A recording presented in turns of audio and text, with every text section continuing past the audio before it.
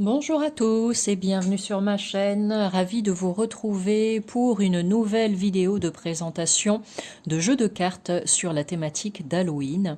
J'espère que celle-ci vous plaira également. Bienvenue à toi si tu arrives sur ma chaîne pour la première fois. N'hésite pas à t'abonner sur la cloche pour être averti lors des prochaines mises en ligne des futures vidéos. Je me rends compte que mon jeu est un peu abîmé. Ah là là. Celui-ci, j'ai fait des pieds et des mains pour l'avoir, croyez-moi. Bon, il est arrivé jusque chez moi, mais ça a été non sans peine. Je vais y arriver. Donc celui que j'ai envie de vous faire découvrir aujourd'hui, c'est celui-ci, le Monstaro Tarot Deck de Johanna Nelson. C'est une seconde édition, comme c'est écrit en bas. C'est un jeu de cartes qui est vraiment tout chouchou, tout mimi. Moi, j'adore cet univers. Après, comme toujours, les goûts et les couleurs, ça ne se discute pas. À toi de voir s'il te plaît et si toi aussi tu as le coup de cœur. En attendant, on va partir l'explorer. Donc, petite boîte comme ceci, cloche, ça j'aime bien. Ensuite, tu vois à l'intérieur des petits détails avec, c'est comme des petites libellules un peu étranges dessinées dans le fond.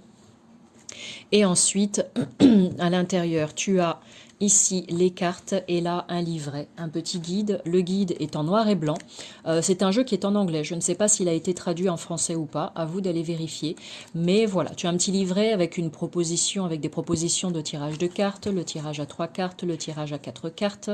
Et ensuite, chacune des cartes qui est reprise ici avec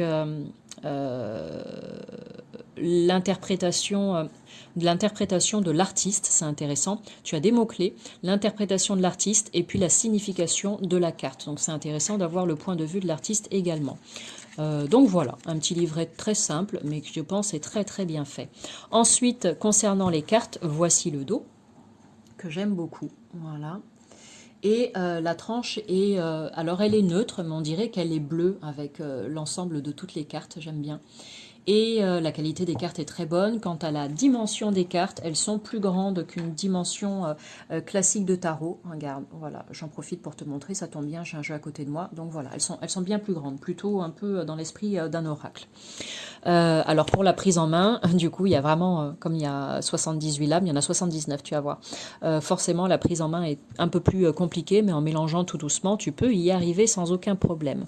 Allez, on va les regarder les arcanes majeures et ensuite on va les regarder les suites. Ça rime en plus. Alors ici on commence avec la carte du fou qui est vraiment adorable comme tout. Regarde ça. Moi j'ai vraiment eu un coup de cœur pour ces petits personnages qui sont tellement mimi, tellement touchants je trouve. Donc la carte du fou. Ici tu as le magicien, la grande prêtresse, l'impératrice, l'empereur, oui c'est ça, l'empereur, pardon. Il n'est pas assis sur son trône comme d'habitude, donc ça perturbe un peu. Ici la carte du hiérophante, les amoureux,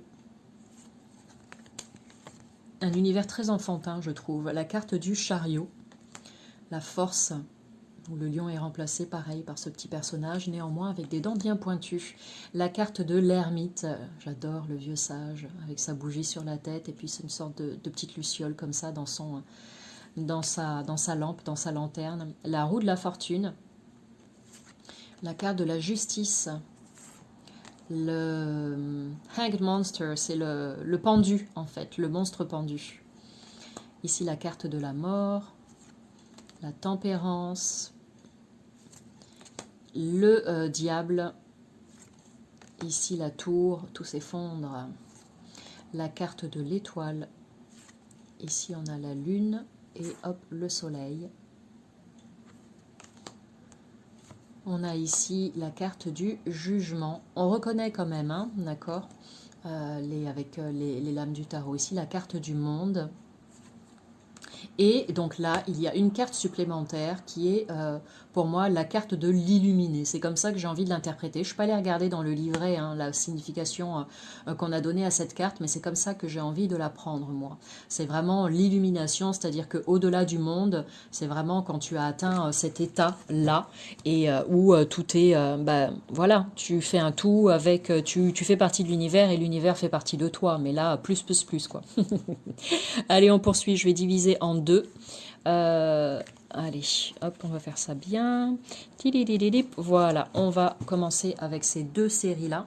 Ici, on a la série des épées, avec ici l'as d'épée, le 2. Là, je vais faire défiler assez rapidement, hein, c'est vraiment juste pour que tu aies un aperçu.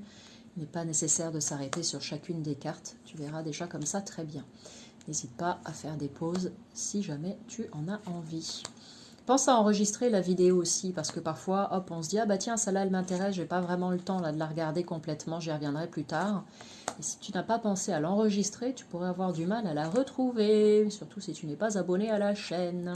Ici, la reine et le roi. On poursuit avec la suite de bâtons. Ici, le 2, le 3, et ainsi de suite. Le 4. Hop.